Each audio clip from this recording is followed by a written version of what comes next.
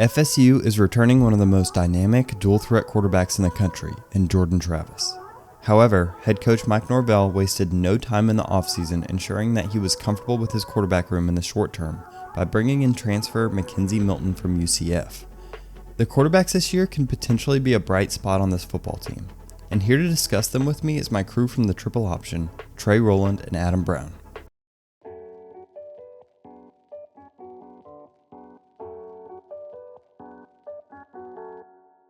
Hey everybody, welcome to the special. Football is back and the triple option is here to guide you through it. This is the first of our multi-part position preview series. It's going to be a little bit different than what we've done in the past. I only like to give you guys big fat episode burgers to chew on. These will be tiny, smaller episode sliders. Each position is going to be broken up into its own video so you can consume them at your leisure. Today, our first video, this is the quarterbacks. This is the one. This is the premier. This is the money position. We're going to get into that. Before that, subscribe to the X's and Knowles YouTube channel. Set your notifications on so you can see as soon as we drop all these videos, because we're doing every single position, offense and defense. And I know you want to be the first to watch it because you're cool. You're just a cool guy or gal. So you just want to watch it first. So do that. Also, new announcement. We have a Patreon page. That's right. Patreon.com/X's and Knowles. It's mostly going to go towards like video equipment. So just as long as you guys love these videos, you want to support really what Kevin's doing and what Adam's doing. I'm just the face guy. I'm just the empty vacuous. Yeah, exactly. I'm just a pretty suit, a pretty face. But if you want to support the money men, the idea men, the video men, go to patreon.com/X's and Knowles and just throw Kev some ducats, man, so we can get some better video and just to make the show you love that much better. All right. Is that enough? Anything else we need to add as far as housekeeping? Yay or nay? Let's move on. Good. Kevin, we're talking quarterback. And we're going to set these videos up. We're first going to kind of explain the role of this position, ideally in Mike Norvell's offense. Then we're going to kick it to a discussion of the actual players themselves. Kevin, an ideal Mike Norvell quarterback. Is there one? And if there is, what does he do? Yeah, so that's the beautiful thing about Mike Norvell's offense, right? So he had a pocket passer in Memphis, was incredibly successful with Brady White behind quarterback, a guy that's not very mobile and honestly isn't super accurate. And then you have last year, he had Jordan Travis, made a competent ACC offense out of using Jordan Travis and a bunch of spare parts he could find. And so you can see that his offense is very versatile, and he can pretty much plug and play whichever quarterback or kind of quarterback you want at that position. Now, it seems that Mike Norvell can do a lot of things with different. He always cultivates the offense to the personnel. But I think was last year with Jordan Travis really the first year that his offense showcased a running quarterback. The other ones he's had in the past, I mean, Brady White and whoever else he's had, it's really been about pushing the ball vertically, right, Kev? Yeah, he had one in Arizona State when he was offensive coordinator there, but outside of that, he does prefer to have the guys that want to push the ball downfield, want to win those one-on-one matchups on the outside. So passing concepts, what are the type of throws that this quarterback's going to have to make? So by far the most popular throw he's going to try to throw, and you saw it a lot in the spring game that we'll get to, is he likes these little fade routes that I'm sure you could see better if it wasn't in black on a blackboard. I liked it both. We want to challenge the viewer. We're not just going to give you freebies here, guys. You got to pay attention. So if he sees one-on-one matchups, he wants to take this deep ball with all of this space towards the sideline. It gives freedom for both the wide receiver and the quarterback to make that completion. And honestly, it's something that our foreseen starter excels at. Well, and not a lot of, just to kind of differentiate it from the passing heavy like Jimbo stuff. Jimbo Fisher likes a lot of the kind of the middle game pack, kind of like a ball control passing style offense. Mike Norvell is not like that, right, guys? It's all verticality. Right. Yeah. Yep. He's way more aggressive. All right. So let's talk people. Adam.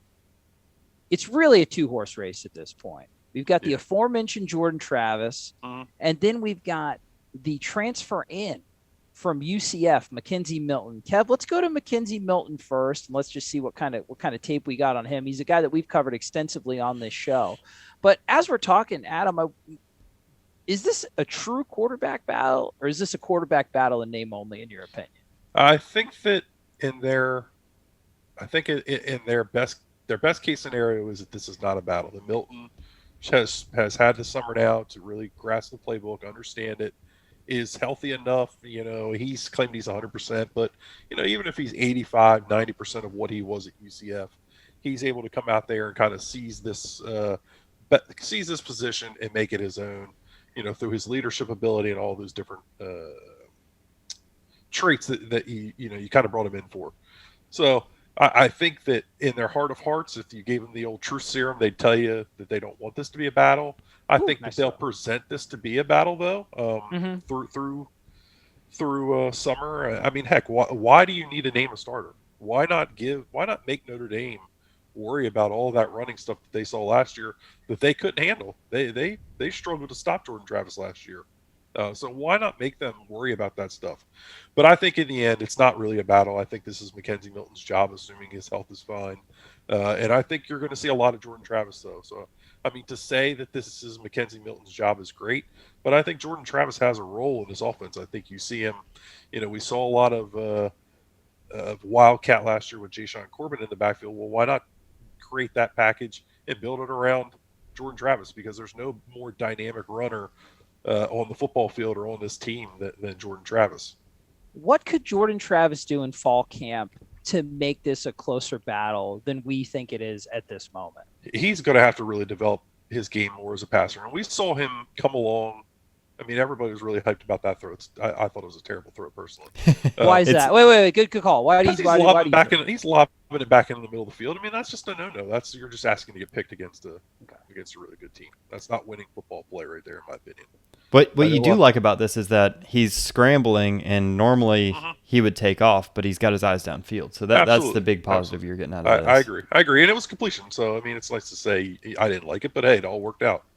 He saw open field, and he saw his man. So, but Jordan's really going to have to develop more as a passer. I mean, he's got to be able to consistently drop back and make throws, and it's not something he's been capable of doing. He's very much a one read guy. I mean, he's got to be able to kind of come off one read, go to a next.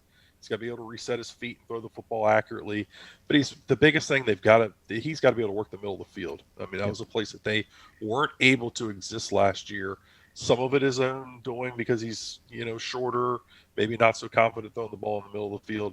Some of it poor offensive line play. So I mean, there's definitely a roadmap for him to be a starting quarterback at Florida State. I just don't think it's going to be this year. With McKenzie Milton as the starter, according this is all opinion, guys. This is just kind of our now. Fall camp hasn't even started yet. This is just what we kind of think is going to happen. What percentage? What percentage of the offensive snaps do you think we see Jordan Travis on the field if he is in fact not the starter? That is a good question. I was actually talking to a good friend of the show, Bud Elliott, not long ago. We were a little name drop. Yeah, a little name drop. So we were kind of bantering back and forth about what we thought, and I told Bud I thought Travis plays probably about 100 to 150 snaps at quarterback this year. Very interesting. We're all doing mental math over here. Yeah, I know. I mean, they play 13, how many games? 12, 13 games? There's probably, 50, 60 snaps a game? Yeah. Well, I mean, if you're Chip Kelly, you wanted to run 90 offensive plays a game. I mean, I guess maybe 70. Yeah, I think 70 is probably safe. So, I mean, that's 10-ish snaps a game at quarterback? Maybe. Yeah, that sounds about right. I was going to say about 15%. I like it. Kev, anything to add on kind of the battle? And we'll talk about the third string guys for just a second to give them the shine. But anything else in addition to the McKenzie Milton, Jordan Travis thing that maybe Adam didn't mention, Kevin? Yeah, so I think that there's a certain priming they're doing for Jordan Travis. They definitely are keeping him in the loop as if he's going to be a prominent part of the offense, and I think that moving forward, he's going to become even more of an influence on how the offense takes shape. And I think they do have hope that he develops that passing game to the middle of the field, makes those easy throws across the middle of the field, because if you can get him to make those consistent throws and kind of learn a thing or two from McKenzie Milton, then, a couple years from now, he could be a really special quarterback. Chubba, Purdy, Tate, Rodemaker, 2 true freshmen that saw some time last year. Tate, Rodemaker, a little up, a little down. Kev's guy, not going to beat him up too hard. He was a developmental dude. In a regular, normal program, he shouldn't have seen a snap last year at all. Chubba Purdy, a very talented prospect who has been derailed by a multitude of just injuries and other things. Who's QB3 in you guys' opinion, and what are you looking from either Chubba or Tate for next year? Adam, go first. I certainly listed Chubba purely based on talent. I think realistically, if you probably had to go with one, it's got to be Tate, just because of reliability. But I think you're hoping that Chubba went home for the summer, and there's all kinds of rumors about where he was and when he was coming back and if he was coming back and all that nonsense. But he's here. I mean, he's going to be. He's here. He's going to be a fall camp. The talent is undeniable. So you're hoping that he can show some maturity, kind of maybe grab a hold of that third quarterback position, and who knows, maybe get a couple reps here and there, and maybe blowouts. I don't know. What are those? Let's not be so bold there, Capitan. Kev, what do you think, bro? You agree with Adam? Or I think AB nailed it. Chubba's definitely the better prospect come a few years from now. But Tate is kind of the Mr. Reliable, Mr. Technique. He does the things. He's going to be the practice all-star. A lot of in the spring practices, Chubba was nowhere to be seen, and Tate actually looked like one of the best quarterbacks on the field for a lot of those spring practices until we got to the spring scrimmage. And I honestly feel like it's one of those situations where Tate's just a practice All-American kind of feel. He's the guy that goes in and does what he needs to do and does what he's supposed to do, but it's yet to be seen if he will ever be able to stand up in the lights and perform when it comes down to it. So I think you put Tate in first before Chubba if you have to put in a quarterback, but they're going to be looking for reasons to get Chubba in the game. Sure, and that makes sense. So at the end of these position previews, I think I want to do like a grade on them. I don't want to do like a letter grade or anything like that, but I want to talk about each unit, whether it could be a potential strength, a solid contributor, or a potential liability to the success of this team. How do you guys, based on those 3 criteria, where do you grade quarterback? I think it's a strength. I mean, right? I mean, you've got 2 guys with game experience. You've got 2 guys that are dynamic in their own right. I mean, I don't know. It feels weird. If you could put them both together, I think that you'd have maybe the best quarterback in America. I think it's a strength for this team. I don't know if it would be considered a strength for all the other teams in America. But, again, you've got Jordan Travis, who is probably, I mean, you've got to consider him the most dynamic running quarterback in America, right? I mean, it's definitely up there. Yeah, if not the most, he's one of. And McKenzie Milton's record and his statistics speak for themselves. A lot of people will say that he had that one great year with the NFL wide receiver, but his numbers have been great outside of that also. So, yep. I think saying it's not a strength would be a disservice to what those 2 have kind of done already. Kev? Yeah, McKenzie Milton 2 years ago would have been thought of as the 3rd, 4th best quarterback in America. Like, if we can have 80% of that, then for this team, that's a big plus. Yeah. So I'm gonna say, so you think it's a strength too? Yeah, I think it's definitely a strength. No matter who's in the game, I think even last year, Jordan Travis was probably one of the bright spots on that offense last year. Here comes contrarian Trey. I'm going to say it's a strength asterisk, like the old Houston Astros World Series. It's a strength if you can get 80 to 85% out of McKenzie Milton, which I don't think is honestly a sure thing. And it's a strength if your offensive line, which we'll be talking about in future units, can be a solid contributor or not get decimated by injuries to where you've got a guy, McKenzie Milton, coming off a devastating leg injury, is just getting pummeled into the ground. You get McKenzie Milton hurt game 3, then you take a unit that could be a potential strength and you have one with Jordan Travis, if he doesn't make the necessary gains that we think he's going to, that's still up in the air too.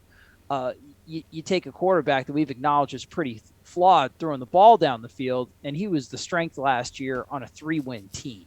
So